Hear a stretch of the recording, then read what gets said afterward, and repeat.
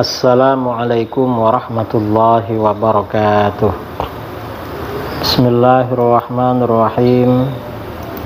Alhamdulillahi rabbil alamin. Lahul hamdu wa lahul fadlu wa lahus sana'ul hasan.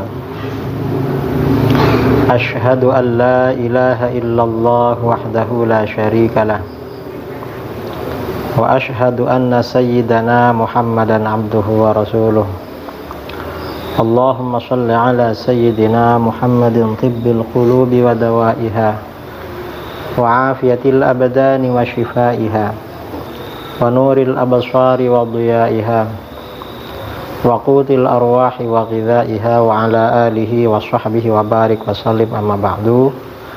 Saudara-saudara kaum muslimin dimanapun Anda berada, pada kali ini kajian kita seputar gelar Habib dan nasab kaum Sadah Alawiyin alaihimussalam. Mengapa saya membahas masalah ini? Karena banyak permintaan agar saya membahas masalah gelar Habib ini dan nasab kaum Sadah Alawiyin. Jadi begitu. Jadi artinya ini menjawab beberapa pertanyaan. Pertanyaan pertama, ada pertanyaan, apakah gelar Habib itu islami, gelar yang islami? Jawabannya, gelar Habib itu jelas gelar yang islami, sama dengan gelar Kiai, Agus, Lora, Ajengan, Buya, Abu, Tuan Guru, dan lain-lain. Jadi gelar ini sangat islami. Mengapa ini gelar islami? Karena gelar tersebut memang tradisi yang berlaku di kalangan umat Islam, bukan di kalangan lain. Itu memang gelar yang menjadi tradisi dalam Islam. Dasarnya mana kalau itu islami? Di dalam Al-Quran Allah subhanahu wa ta'ala berfirman, khudhil afwa wa'mur bil urfi wa a'rid anil jahilin. Al-A'raf ayat 199.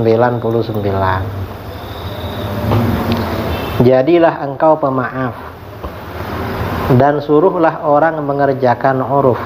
Uruf itu artinya tradisi yang baik, serta berpalinglah daripada orang-orang yang bodoh. Ini Al-Quran surah Al-A'raf ayat 199.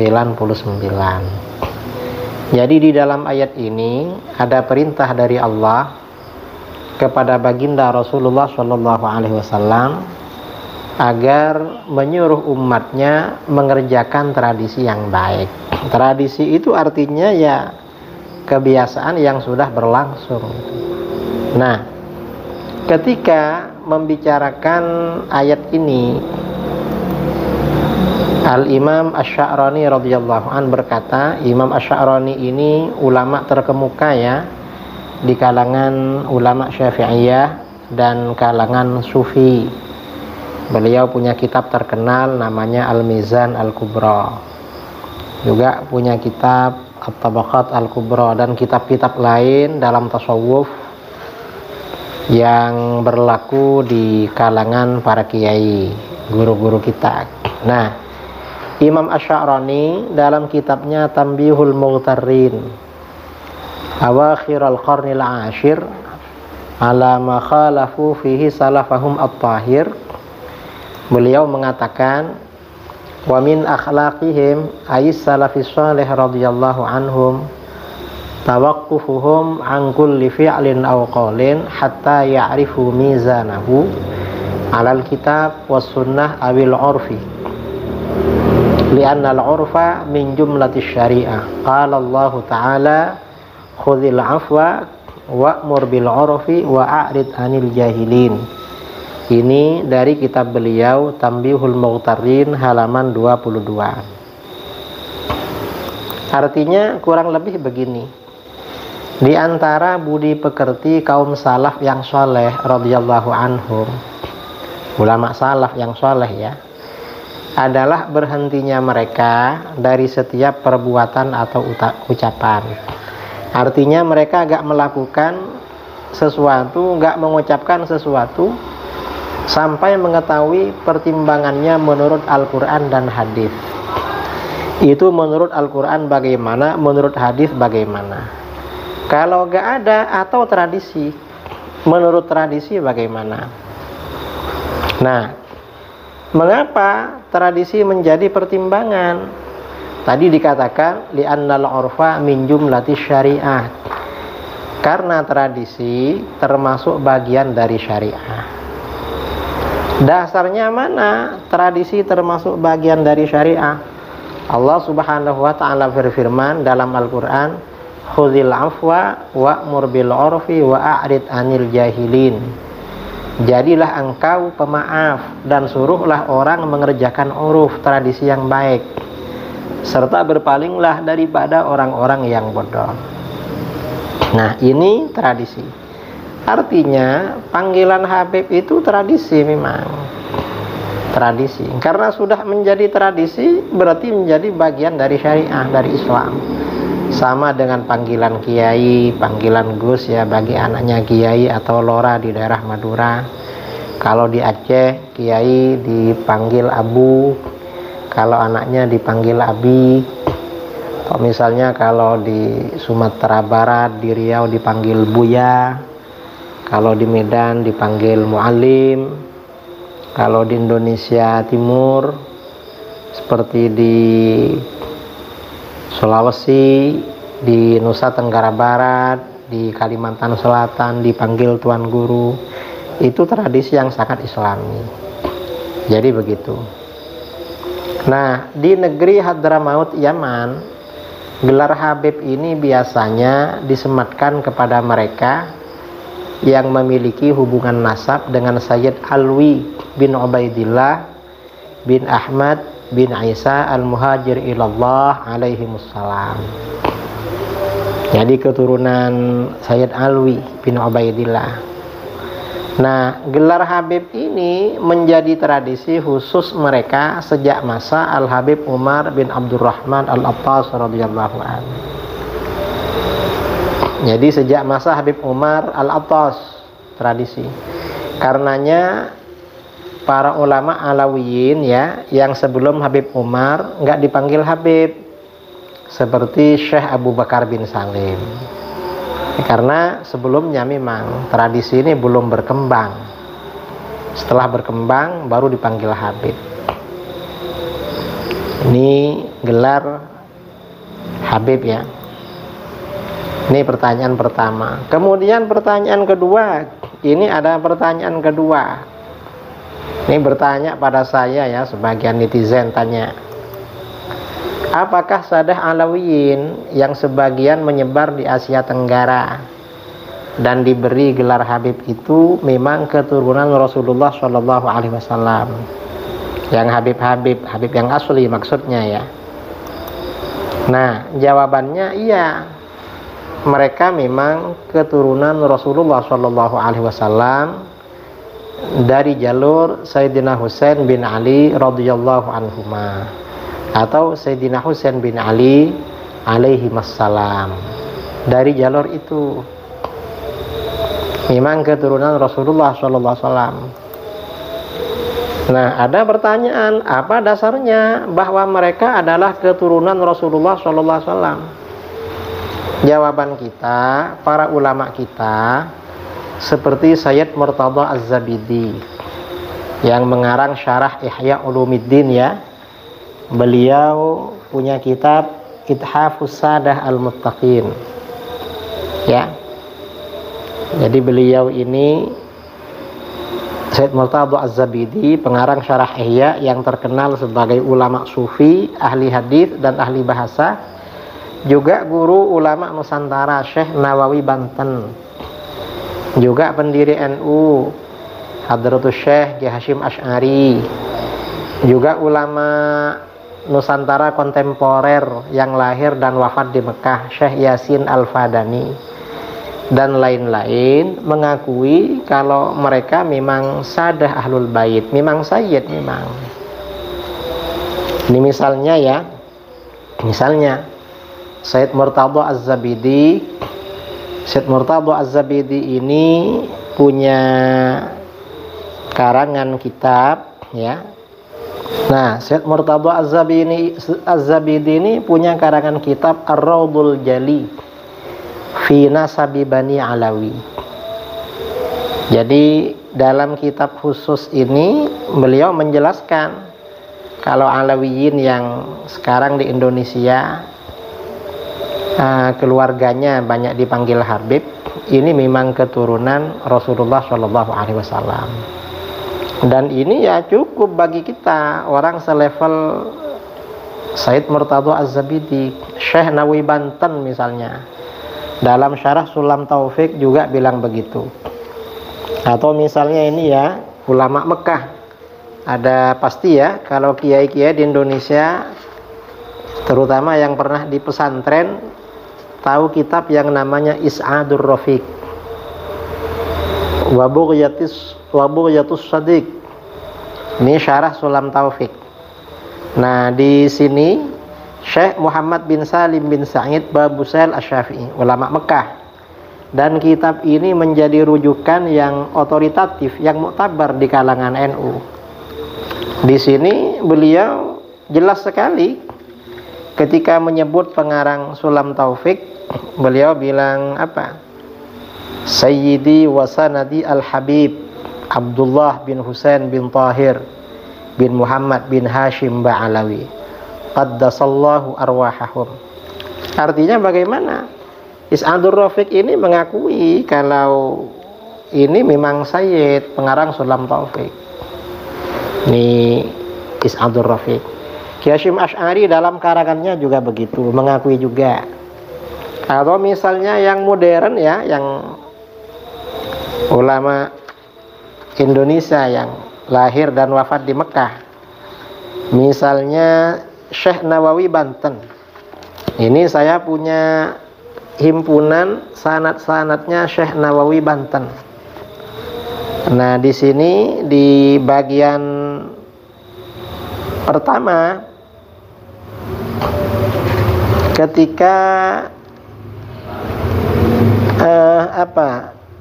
menjelaskan sanad Sahih Bukhari, Syekh Nawawi Banten ini menjelaskan sanadnya, kata beliau, akhbarana al-allam al-muhaddits al-faqih al-mu'ammar Syekh Umar bin Abi Bakar Bajunaid al-Kindi al-Makki.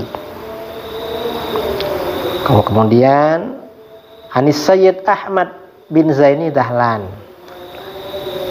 wa huwa an syaikhaihi al-mufti as-Sayyid Muhammad bin Husain al-Habsyi al-Makki asy-Syafi'i.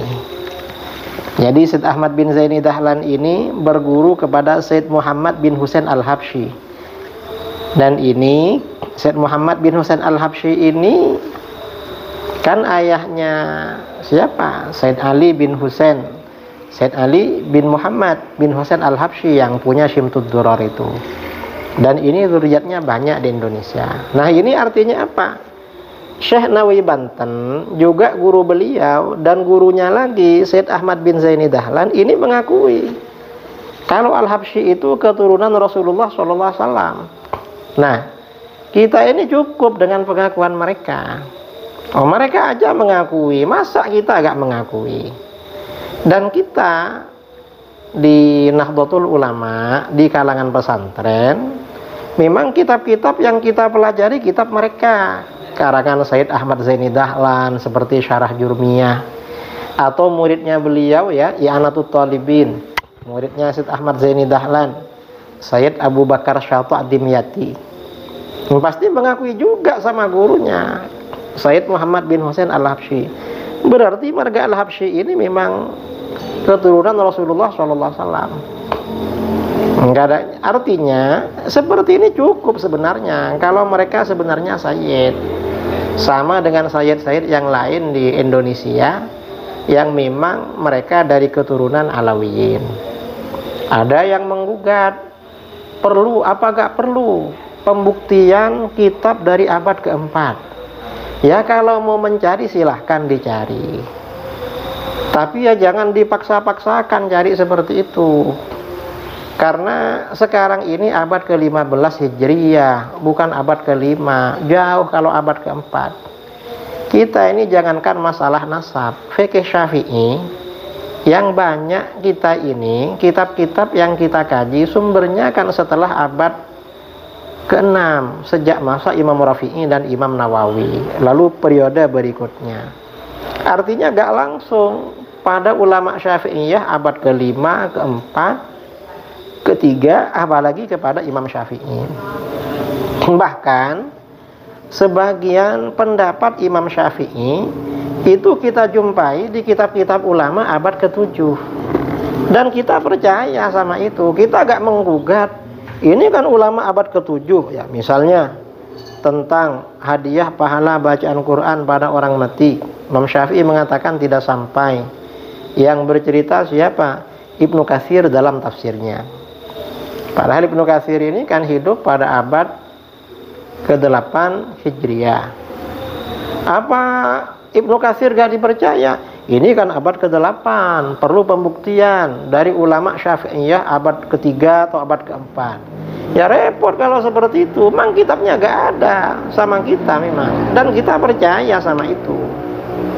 Mengapa? Karena Ibnu Katsir memang orang yang bisa dipercaya, baik dalam tafsir, dalam hadis, atau dalam fikih dan lain-lain. Apalagi sekarang ini memang kitab-kitab yang dikaji di Indonesia itu kan kebanyakan kitab-kitab abad 10 Hijriyah. Paling lama kitabnya Imam Nawawi, Minhajut Thalibin. Tapi syarah-syarah kitab Minhaj itu rata-rata yang dikaji kan syarah-syarah yang ditulis pada abad ke-9 dan ke-10, seperti Syarah Mahalli, kemudian yang abad ke-10 seperti Tufahnya Imam Ibnu Hajar, Mughniul Muhtaj, Syekh Khatib Asy-Syirbini, kemudian Nihayatul Muhtaj, dan lain sebagainya. Kita gak perlu menggugat-gugat sampai harus sumbernya dari abad ke-3, ke-4, gak perlu seperti itu. Karena para ulama kita ini memang banyak yang dipercaya, memang kita percaya pada mereka. Mereka yang menjadi sumber ajaran agama kita. Maka informasi yang lain juga kita percaya, termasuk tentang masalah nasab. Jadi saya kira membicarakan nasab para habaib, para sadah alawiyin, ini ya kalau pembicaraan untuk menyaksikan mereka ini buang-buang waktu. Kita ini berarti meninggalkan tradisi keilmuan kita di dalam agama. Tradisi keilmuan kita di dalam agama memang percaya sama guru-guru kita, para ulama yang menjadi sanad keilmuan pada kita, seperti Syekh Yasin Al-Fadani, Hadratus Syekh Ki Hasyim Asy'ari, Syekh Nawawi Banten, kemudian Syekh Murtadha Az-Zabidi, dan ulama-ulama yang lain. Nah, saya kira ini tanggapan saya terhadap permintaan sebagian netizen ya, baik melalui komentar di YouTube maupun yang beberapa orang sempat kirim-kirim WA pada saya. Ya sebenarnya kalau dilacak di kitab-kitab nasab ya ada juga sebenarnya, tapi kalau seperti itu kita ini seakan-akan gak percaya sama guru-guru kita, ulama kita. Ini bahaya saudara.